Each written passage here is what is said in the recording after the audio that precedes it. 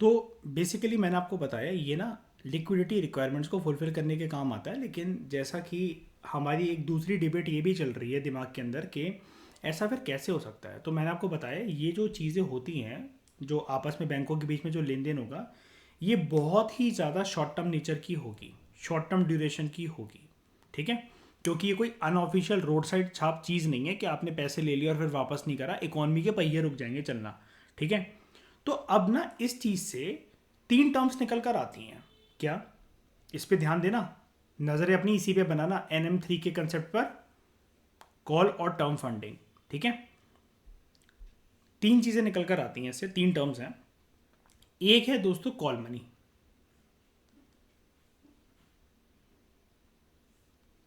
दूसरा होता है नोटिस मनी, ये आपको ऊपर नहीं दे रखा था, वहाँ पर कॉल स्लैश करके आपको टर्म मनी दे रखा था। और तीसरा होता है टर्म मनी। ये साथ में ही यूज होते हैं हमेशा, याद रखना। ऊपर ना गलत दे रखा है उन्होंने, गलत क्या मतलब, एक टर्म उनको और यूज करनी चाहिए थी, नोटिस फंडिंग। ठीक है, अब ये जो फंडिंग है ना, ये फंडिंग तीन तरह के मनी के कॉन्सेप्ट से होती है, call money, notice money, term money. और मैं बोल रहा हूं आपसे तीनों साथ में यूज होते हैं। अब तीनों साथ में कब यूज होते हैं, डिपेंडिंग ऑन द ड्यूरेशन क्या है। जब ना कोई भी बैंक बोरो करे या दूसरा वाला बैंक किसी और बैंक को फंड करे, ठीक है, या कोई भी फाइनेंशियल इंस्टीट्यूशन है, लेकिन हम अपने एग्जाम्पल के लिए बैंक को ही पकड़ रहे हैं क्योंकि बैंकों में ये वाला काम होता है। ठीक है, अगर कभी भी बोरिंग और लैंडिंग हो रही है फंड्स की एक दिन के लिए, मैक्सिमम 1 डे, 1 डे मैक्स, तो इसको कहते हैं कॉल मनी। एंड ये जो चीज़ें मैं आपको एडिशनली बताता रहता हूँ ना लिख लिख कर, यार इनको तो बिल्कुल सच बता रहा हूँ, अपनी कमर पर, अपनी पीठ पर, अपने हाथ पैर पर टैटू बनवा लिया करो इनके। तो ये चीज़ें एडिशनली मतलब आपके बहुत मार्क्स बचा लेंगी, सिक्योर कर देंगी। इन्हीं जैसे कहते हैं ना, बिहाइंड द वर्ड्स के पीछे से अगर कोई क्वेश्चन बनेगा तो वो ऐसे ही बनते हैं। ठीक है, और मैं वैसे भी बहुत कोशिश ये करता हूँ कि मैं इतना डेप्थ में जाकर पढ़ा दूँ कि क्वेश्चन जो है वो बहुत नीचे लेवल के हो जाए आपके लिए। ठीक है, नोटिस मनी।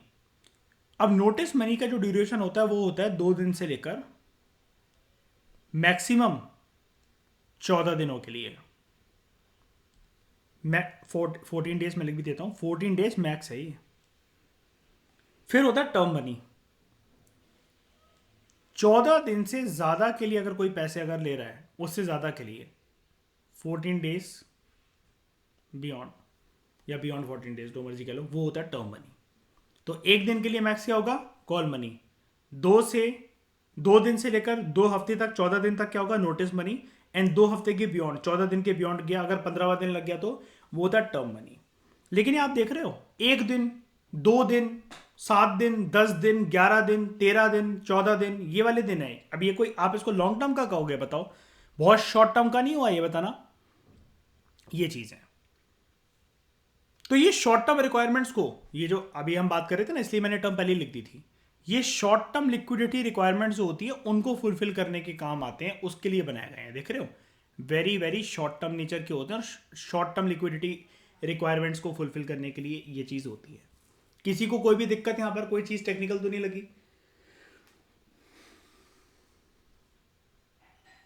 बताओ जल्दी।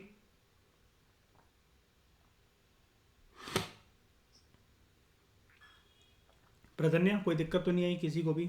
बताओ, आगे बढ़ूँ मैं? पूछ लो अगर कुछ पूछना है किसी को। अतिथि, सब कुछ समझ में आया? ठीक है, अब देखो, ये तो हो गई 1998 में जो तीन चीज़ें यूज हुई थी। लेकिन 1998 में वो हमें ये भी बता रहा था ऊपर के लिक्विडिटी एग्रीगेट्स भी यूज होना शुरू हुए थे, L1, L2, L3। तो चलो उसको भी जानते हैं। अब अगर आपको एल को, यानी कि लिक्विडिटी एग्रीगेट को जानना है, तो उसके लिए आपको पहले एनएम पता होना चाहिए था। और अगर आपको एनएम पता होना चाहिए था, तो उससे पहले आपको ये जो मनी सप्लाई के मेजर्स हैं ये पता होना चाहिए थे, क्योंकि बहुत सारी टर्म्स ऊपर वाली भी यूज हुई हैं इसके अंदर। आप डिमांड डिपॉजिट जानते हो, टाइम डिपॉजिट जानते हो, ठीक है, करेंसी विद द पब्लिक का कंसेप्ट जानते हो, अदर डिपॉजिट विद आरबीआई ऊपर टर्म था, हमने आज उसको डिस्कस भी करा। ठीक है, अब ना L1 के अंदर मैं आपसे ऐसा क्यों कह रहा हूं कि आपको पहले NM का कंसेप्ट पता होना चाहिए था, क्योंकि L1 के अंदर पूरा का पूरा NM3 है।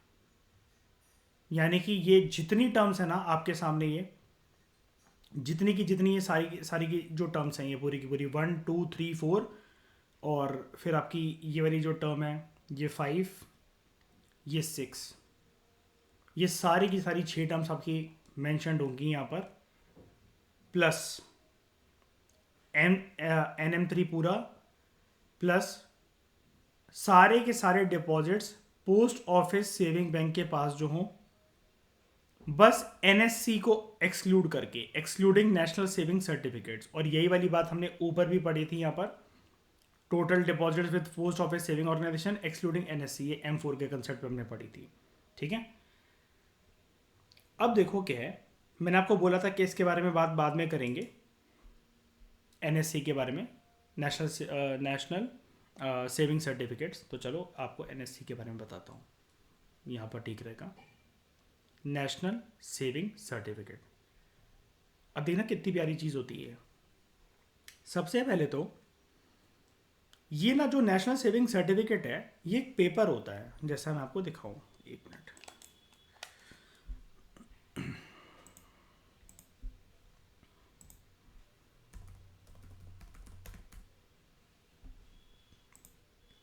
इसका थोपड़ा दिखा देता हूँ मैं आपको। यस,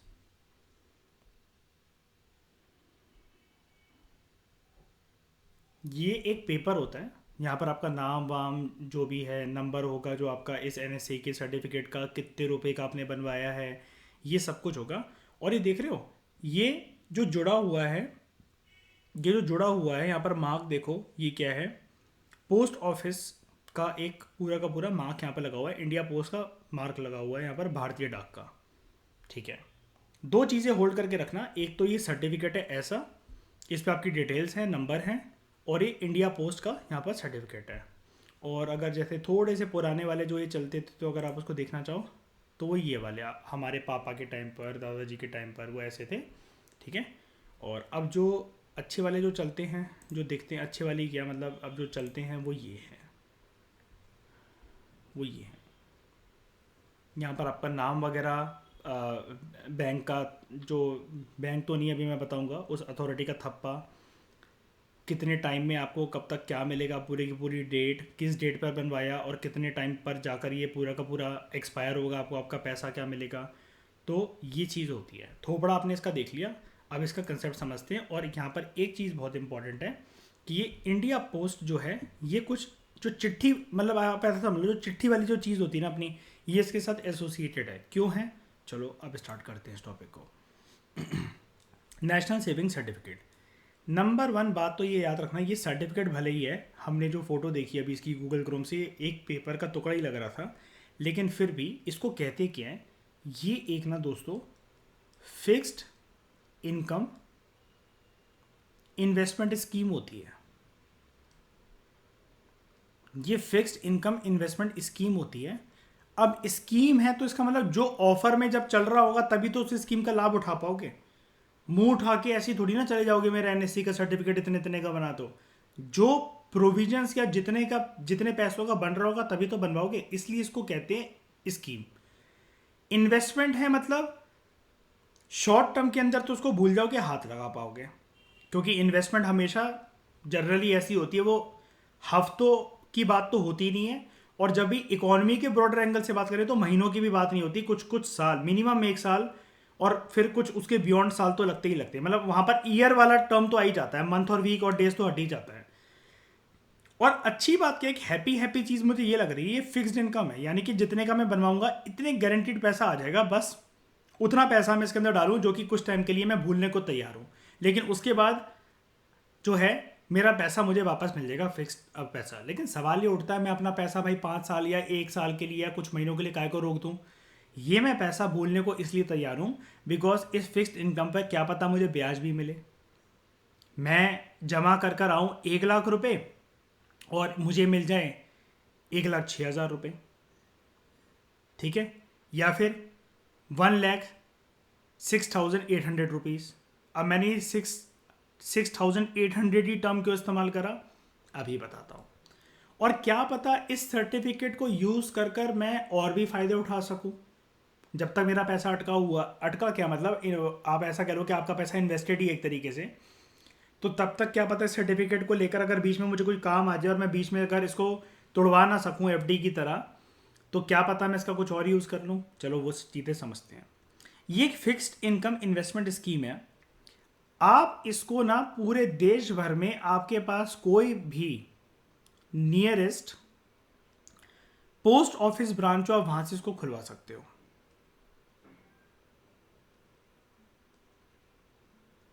किसी भी पोस्ट ऑफिस ब्रांच में चले जाओ और उनसे बोल दो कि सर जी मुझे नेशनल सेविंग सर्टिफिकेट बता दो कि कितना अभी वो उसकी स्कीम चल रही है, क्या करना है, कितने पैसों का बन रहा है, मिनिमम कितना मैक्सिमम कितना, वो करके। इसलिए यहाँ पर भारतीय डाक का जिक्र था, इंडिया पोस्ट का जिक्र था। कोई भी पोस्ट ऑफिस जो आपके बगल में। अच्छा मुझे एक बात बताओ, पोस्ट ऑफिस कैसी अथॉरिटी होती है हमारे देश में, प्राइवेट के पब्लिक? सरकार के हाथ में या फिर प्राइवेट लोग भी खोलते हैं? सरकार के हाथ में। अभी अभी अभी इस चीज़ को बिल्कुल प्राइवेट नहीं कर रखा है, ठीक है। अब ऐसा मत कह देना आपके मतलब ये जो मेल्स होती हैं या फिर कुछ भी होती हैं ये भी तो प्राइवेट होता है। अरे प्रॉपर तरीके से भारतीय डाक की बात चल रही है, डाक समझ रहे ना, चिट्ठी। तो अभी ये सरकार के हाथ में। तो कोई भी जो इंडिया पोस्ट जो होती है उसकी ब्रांचेस जो हो, पोस्ट ऑफिस जो ब्रांचेस हो, आप वहाँ पर जाकर इस चीज़ को खुलवा सकते हो, ठीक है, कि एनएससी हमारा जारी कर दो। अब एक तरीके से जब ये नेशनल सेविंग सर्टिफिकेट, नाम में ही सेविंग है, तो सबसे पहले तो उसका नेचर याद रखना, ये एक प्रकार का सेविंग बॉन्ड होता है। अब बॉन्ड का मतलब हमेशा यही होता है कि बॉन्ड ना, आप लोगों के लिए टर्म ये नहीं हो सकती है, लेकिन मैं आपको एक बात बता देता हूं। हमेशा बॉन्ड जो होता है, बगल में लिखता हूं, रुको। हमेशा जो दोस्तों बॉन्ड होता है वो एक ना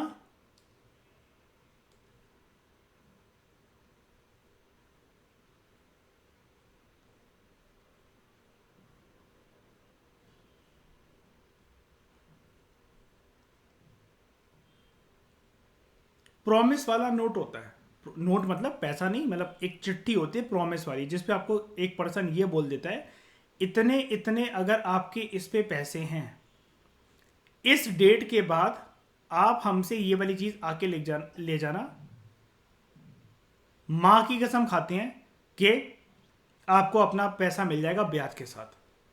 अब क्योंकि इसमें एक सरकारी अथॉरिटी का ट्रस्ट होता है, तो ये मां की कसम झूठी कसम नहीं होती है, जायज कसम होती है।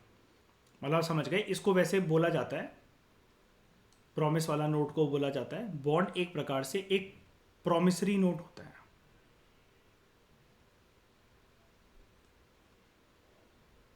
अब सेविंग बॉन्ड है, प्रॉमिसरी नोट है, और प्रॉमिस कर रखा है भाई माँ की कसम खा के कि इतने टाइम के बाद मुझे अपना पैसा मिल जाएगा, ठीक है। इसमें आते कौन है ये खुलवाने?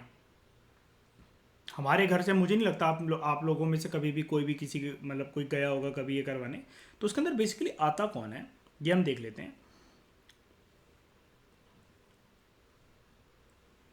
स्मॉल इनकम इन्वेस्टर्स, या जिनको बोला जाता है मिड इनकम इन्वेस्टर्स, वो आते हैं। आपकी आदत है कि आप इन्वेस्ट करना चाहते हो और आपको बार बार ना पैसा नहीं चाहिए अभी कुछ टाइम के लिए, आप बस उसको भूलना चाहते हो। आपको बस कोई ये दिलासा दिलाते कि भैया इतने टाइम के बाद ना आपको फिक्स ब्याज एक पक्का मिल जाएगा।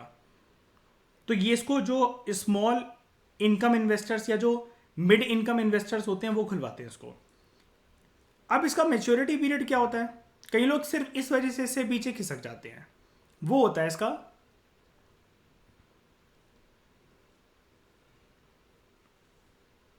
मेच्योरिटी पीरियड, इसका होता है 5 ईयर्स, 5 साल। समय लंबा है, पेशेंस रखना पड़ेगा, ठीक है। और कोई मैक्सिमम लिमिट नहीं, अच्छी बात ये है, मतलब ऐसा कुछ नहीं कि आप इतने इतने ही एनएससी सर्टिफिकेट इशू करवा सकते हो, ऐसा कुछ नहीं है, ठीक है। नो मैक्सिमम लिमिट, कितने भी आप इशू करवा लो। ब्याज कितना मिलता है?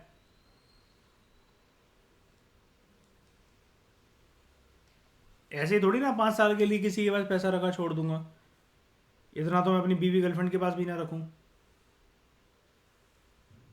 6.8% पर ईयर, ये चीज अच्छी होती है। लेकिन मैंने बताया ना ये कि इन्वेस्टमेंट स्कीम है, तो यार वो डिपेंड करता है कि कितने का क्या चल रहा होगा। अभी हाँ ब्याज इतना मिलता है, अभी करंट दौर पे अभी ब्याज इतना मिलता है पर ईयर, पर एनम, ठीक है। अब इसमें who are not allowed, NRI जो हैं दे आर नॉट अलाउड। ठीक है, इससे और क्या एडिशनल बेनिफिट मिल जाते हैं?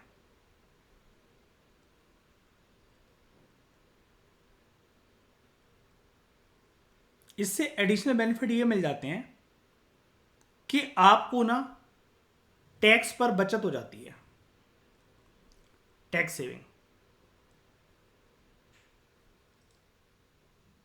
अगर आपने जो भी अमाउंट इन्वेस्ट कर रखा है एनएससी के अंदर, आप आईटी रिटर्न्स फाइल करते हुए इनकम टैक्स रिटर्न जो है वो जब आप फाइल करने लगो, तो आप कितना टैक्स सेव कर सकते हो? अब ऐसा नहीं कि आपने करोड़ों रुपए, क्योंकि कोई मैक्सिमम लिमिट तो है नहीं, इस वाले पॉइंट से कनेक्ट करो, कोई मैक्सिमम लिमिट तो है नहीं। अब आपने अपना, पापा का, छोटी बहन का, बड़े भाई का, ठीक है, पड़ोसी के बाप का, पड़ोसी की माँ का, सबके आपने खुलवा दिए एनएससी, और आप ये सोच रहे हो तो टैक्स कभी देना ही नहीं पड़ेगा। टैक्स बच जाएगा।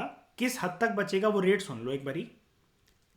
कितने की भी सेविंग कर रखे हो, मैक्सिमम से मैक्सिमम, अब आपने एनएससी बनवा रखे हो करोड़ों करोड़ के, लेकिन आपको 1.5 लाख रुपीस पर साल बच पाएगा मैक्सिमम, इतनी छूट मिल जाएगी आपको। यानी कि इसका मतलब अच्छी बात है कि अगर आपका टैक्स ही 1 लाख रुपए जा रहा था या 1.5 लाख तक भी जा रहा था, तो वो पूरा पूरा बच जाएगा। फ्री के हो गए आपके, छूट गए जो कि आपको इनकम टैक्स डिपार्टमेंट को देने पड़ जाते, लेकिन वो आपके 1.5 लाख फ्री हो गए बिल्कुल। अच्छा, अभी इनकम टैक्स एक्ट के कौन से सेक्शन में ये वाली बात कर रखी है? वो है सेक्शन 80C। पता है आपको अर्पित? ठीक है, उसके बाद एक इसका ना एडिशनल बेनिफिट वाला पॉइंट तो हमने पॉइंट नंबर 9 बना दिया था। अब ये एक है इसका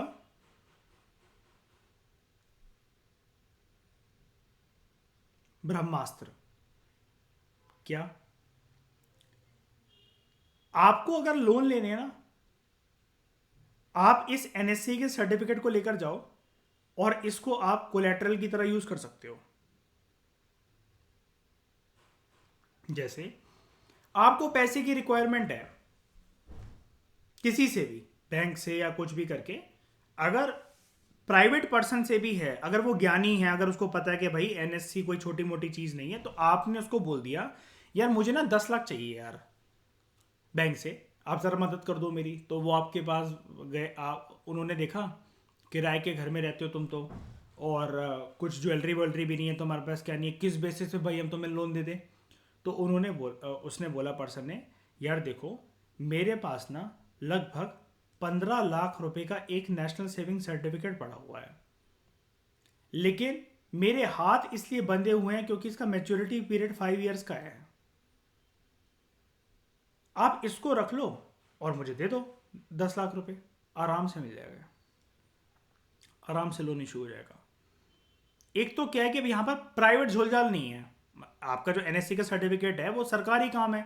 आप कल को डूब गए, आप नहीं दे पाए, तो कोई बात नहीं, वो आपके वो एनएससी से जो भी निकल कर पैसा आएगा, बैंक अपने पैसे रख लेगा ब्याज समेत, और बाकी अगर कुछ भी बच रहा होगा वो अलग अलग बैंकों का अलग अलग होता है, वो आपको वापस करते हैं। क्या फिर मान लो आपको 10 लाख की जरूरत थी, आपके पूरा काम पूर्ति हो गई है, उसके बाद आप उसके पैसे चुका कर अपना एनएससी का सर्टिफिकेट वापस ले लो। कुल मिलाकर ये कि जैसे प्रॉपर्टी या ज्वेलरी गिरवी रखते हैं ना बैंक के पास लोन वोन लेने के लिए, इशू करवाने के लिए, ये आपका ये भी काम कर जाएगा। इसलिए मैं आपको बोल रहा था कि इसके बारे में हम इत्मीनान से बात करेंगे, इसलिए मैं आपको ना सीबी सचदेवा में मैंने आपको बताया कभी इसके बारे में, और लास्ट क्लास जब चल रही थी मैंने आपको बोला था ना इसके बारे में बाद में बात करेंगे कभी। इसलिए मैंने मेरे को क्योंकि पता था टाइम कंज्यूमिंग है थोड़ा सा, बहुत सारे फैक्ट्स हैं, मैं एक भी ना रश में छुड़वाना नहीं चाहता था। ये चीज़ है। आज आपको एनएससी के बारे में कोई भी क्वेश्चन आएगा, अब आपको ना इतने ही एंगल्स होते हैं इसके, अब आप खोदने को तो फिर कुछ भी खोदते रहो, आपको ये आरबीआई ग्रेड बी का पेपर या फिर इकोनॉमिक्स ऑप्शन नहीं है आपका कि आप कुछ भी पढ़ते रहो ऐसे ही अंधाधुंध। ब्रेक जितनी लगानी होती है वो इतनी मैंने लगवा दी है, इतना ही क्वेश्चन आएगा। इसके बियॉन्ड अगर कुछ बनता है तो उसको स्माइल करके छोड़ दो बस, ठीक है, क्योंकि आपको एक अपने ऊपर लगाम लगानी होती है कि भाई इसके इससे ज़्यादा बियॉन्ड नहीं हो सकता, आप एक पर्टिकुलर सर्टिफिकेट में बहुत ज़्यादा टाइम नहीं दे सकते। अब आपको रॉकेट्स के बारे में अच्छा लग रहा है तो आप क्या साइंटिस्ट बनने के लिए सोचोगे? क्या डीआरडीओ में भर्ती होना आपको? क्या आप उसी के बारे में पढ़ते रहोगे पूरे दिन? उसके बाद L2 के अंदर सारी की सारी L1 वाली बातें हैं। NM3 all deposit with post office saving bank, national saving certificate नहीं, ठीक है। क्योंकि ये ना अब लॉन्ग टर्म का पैसा हो जाता है, तो आप समझ ही गए हो, ठीक है, रोटेशन में आ नहीं सकता, ठीक है। अब आप ये समझ गए, जब हम लोग इसको यहाँ पर लेकर आते हैं तो ये जो पोस्ट ऑफिस सेविंग ऑर्गेनाइजेशन में वैसे भी जनरली लोग सेव तो करते ही हैं अच्छा खासा, हालांकि उससे हमने नेशनल सेविंग सर्टिफिकेट को एक्सक्लूड कर रखा है, लेकिन फिर भी सबसे ज़्यादा मनी यहीं सर्कुलेट हो पाता है M0 में। और अगर यहाँ की बात करें तो इधर NM1 में, उसके बाद पूरी की पूरी लिक्विडिटी जो होती है आपकी वो कम होती रहती है M0 से M4 तक जाते जाते। खैर छोड़ो उसको, L2 की बात करते हैं। L1 term deposits with term lending institutions. अब आप समझ गए, अभी जो टर्म डिपॉजिट्स होंगे कितने दिन के होंगे, आप बता दो जरा मुझे, कितने दिन, 1 दिन, 2 से 14 दिन, या 14 दिन से ज़्यादा? नीचे क्या पढ़ा था अभी हमने, ये देखो, 14 डेज के, 14 डेज के बियॉन्ड,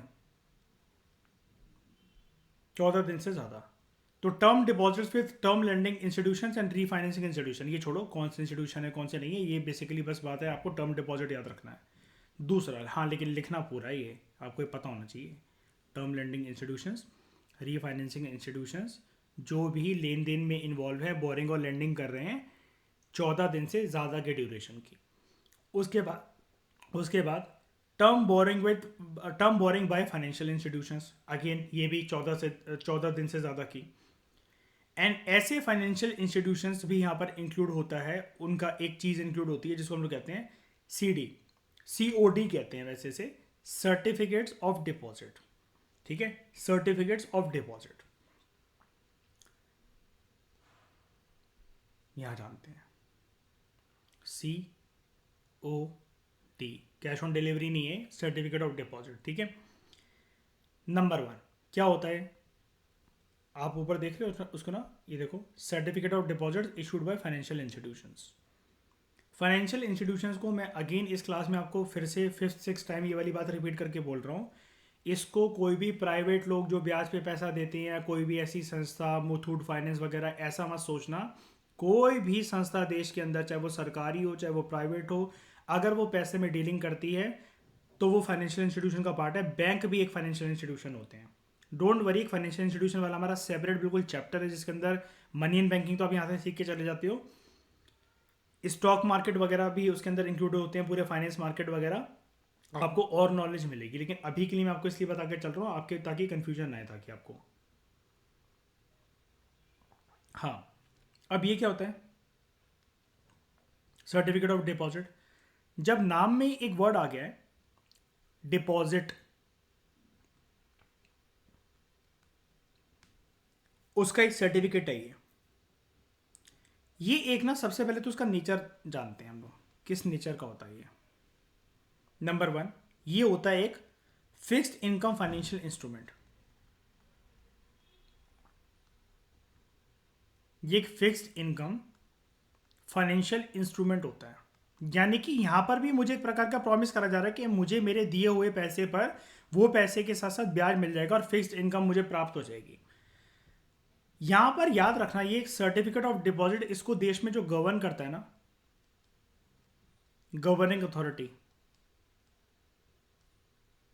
वो RBI होती है। पता नहीं ये बेवकूफ़, पता नहीं ये बुक में ऐसी ऐसी बातें क्यों नहीं लिखती, जबकि इतनी इंपॉर्टेंट बातें ना, आज जो हमने जो भी पढ़ा ना, NSC, COD और ये अदर डिपॉजिट, RBI, कॉल और टर्म मनी, एक सिंगल बुक पता नहीं क्यों बात नहीं करती, जबकि इतनी इंपॉर्टेंट चीज़ है। अब एक बात तो गवर्निंग अथॉरिटी जिस चीज़ की RBI है, और सर्टिफिकेट ऑफ डिपॉजिट को एक्सप्लेन ही नहीं कर रखा है।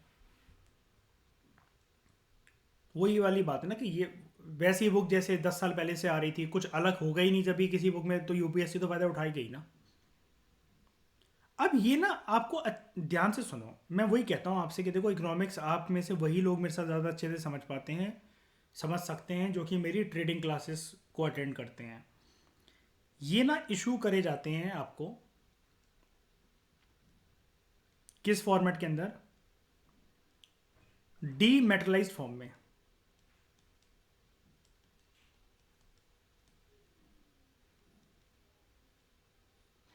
अब ये डीमेटलाइज्ड फॉर्म बेसिकली क्या होता है, ये कोई पेपर टाइटल ऐसा नहीं है कि आप जाकर बनवा लोगे। जैसे बड़ी सारी एप्स होती हैं स्टॉक मार्केट के लिए, फॉर एग्जांपल ग्रो ऐप हो गई, जीरोदा हो गई, अप स्टॉक्स हो गई, एंजल ब्रोकिंग हो गई, धन ऐप हो गई, इनमें जब भी हम लोग इंडियन स्टॉक में इन्वेस्ट करने के लिए अकाउंट जब भी खोलते हैं ना, उसको हम लोग कहते हैं डीमैटेरियलाइज्ड अकाउंट, शॉर्ट में कहते हैं हम लोग उसको डीमैट अकाउंट।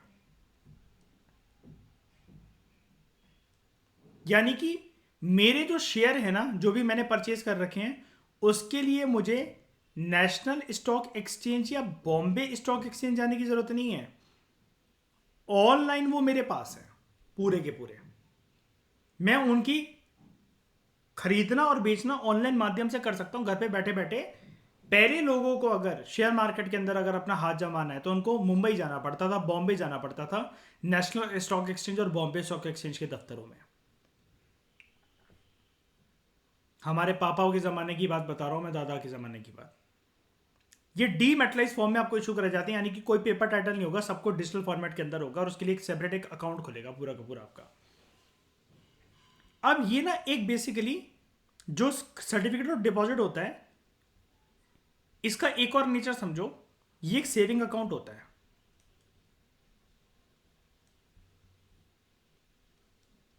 आप लोगों को एक बात पता होगी वैसे, शायद से 1 मिनट के लिए होल्ड करते हैं इस चीज को। जब भी आप एफडी इशू करवाने जाते हो बैंक के पास, आपका एक अलग से अकाउंट खुलता है, पता है अर्पित वाली बात? नंबर मिलता है, मतलब वो ऐसा नहीं होता कि आप मतलब फिर उसका एटीएम कार्ड चेकबुक सब मिलेगी आपको, वो उस टाइम के लिए खुलता है कि जिस टाइम के लिए आपका एफडी है, ताकि वो ना आपका सारा रेगुलर बैंकिंग से पैसा वो अलग रहे बिल्कुल एक तरीके से। जैसे क्या होता है, मैं आपको एक बार बताता हूँ, जैसे ये अकाउंट है ना, अब मैंने ना इसको डिवाइड कर रखा होता है। जब मुझे इन्वेस्ट करना है तो मेरा धन ऐप है मेरे पास। जब मुझे ऑप्शंस की ट्रेडिंग करनी है तब मेरे पास एंजल ब्रोकिंग है। अगर मुझे ऑप्शन सेलिंग करनी है तो मान लो फॉर एग्जांपल मेरे पास ग्रो ऐप है, तो मतलब मेरे को पता है कि मेरी इन्वेस्टमेंट शॉर्ट टर्म की होती है, ट्रेडिंग नेचर की होती है, स्विंग ट्रेडिंग की होती है। मैंने पैसा 2 हफ्तों के लिए लगाकर छोड़ना है, 2 साल वाले लगाकर छोड़ना है, 20 सालों के लिए मैं पैसा लगाकर भूल गया हूं। तो मैंने अलग अलग एप्स में अलग अलग अपना वो बना रखा है मेंटेलिटी के।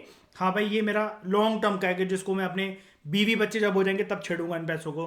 ये अभी शॉर्ट टर्म का है कि जो रेगुलर एक्सपेंसेस मेरे मीट हो जाते हैं। ये कुछ ऐसा है कि आने वाले 1 डेढ़ साल के अंदर मुझे जो भी अपनी पढ़ाई के लिए, यूपीएससी की तैयारी के लिए जो पैसा चाहिए है, या कोई बुक्स किताबों खर्चों में, या कल को सिलेक्शन डिले होता है तो उस टाइम के लिए मेरा गुजारा चलता रहे। तो ऐसे करके मैंने अपने अलग अलग अकाउंट्स खोल रखे होते हैं, ट्रेडिंग अकाउंट्स। एक इन्वेस्टमेंट वाले के होते हैं, एक शॉर्ट टर्म नेचर के होते हैं, एक मेरे क्रिप्टोज के अकाउंट ऐसे ऐसे ही नेचर के हैं। ठीक है, तो ऐसे ही ना आपके बैंक वाले भी ऐसे ही करते हैं। आपका नॉर्मल अकाउंट से अलग अकाउंट खुलता है, तो ऐसी सर्टिफिकेट डिपॉजिट में आपका एक सेविंग अकाउंट खोला जाता है। ठीक है, एंड अगेन लास्ट चीज, आप जितना इसमें अमाउंट जो है वो डिपॉजिट करते हो ना, अमाउंट डिपॉजिट करते हो, एक पर्टिकुलर टाइम की मेच्योरिटी पीरियड के बाद, फिक्स पीरियड के बाद आपको उस पर अपना ब्याज मिल जाता है। सिंपल सी बात, ये होता है सर्टिफिकेट ऑफ डिपॉजिट। और ये मैंने आपको अ, बता दिया, ये पूरा का पूरा ये डीमेटलाइज फॉर्मेट में होता है। और जो वो था अभी हमने पढ़ा था, क्या था वो, नेशनल सेविंग सर्टिफिकेट, वो मैंने आपको दिखा दिया था कि ये नेशनल सेविंग सर्टिफिकेट है। ठीक है, एंड इसकी फ़ोटो आपको दिखेगी नहीं आई थिंक, देखते हैं।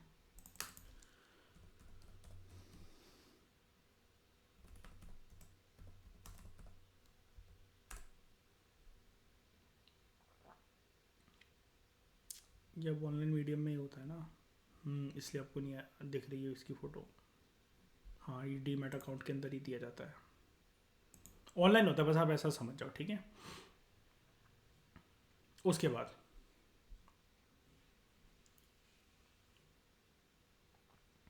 L3,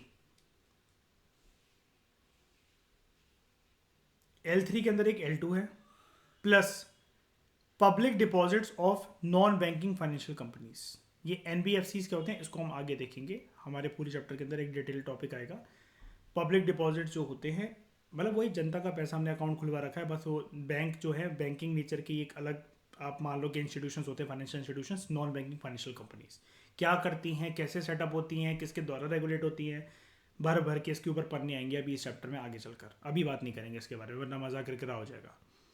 जो डेटा होता है एम ओ के ऊपर, M0 के ऊपर, M0 क्या था, कौन सा मनी, रिजर्व मनी, इसके ऊपर जो डेटा होता है ये आरबीआई के द्वारा पब्लिश करा जाता है ऑन वीकली बेसिस, जबकि जो डेटा M1 और M3 के ऊपर होता है, क्या था M1 और M3?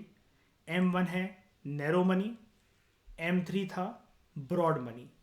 नैरो मनी और ब्रॉड मनी के ऊपर जो डेटा होता है ये फोर्टनाइटली बेसिस पर पब्लिश करा जाता है। फोर्टनाइटली कितने दिन होते हैं? फोर्टनाइट कितना होता है? 2 वीक्स।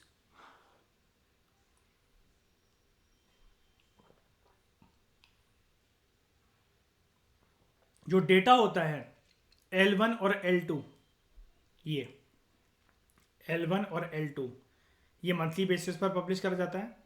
जो L3 के ऊपर जो डेटा होता है ये क्वार्टरली बेसिस पर पब्लिश करा जाता है। क्वार्टरली कितना टाइम होता है? कितने मंथ? 3 मंथ्स। ठीक है,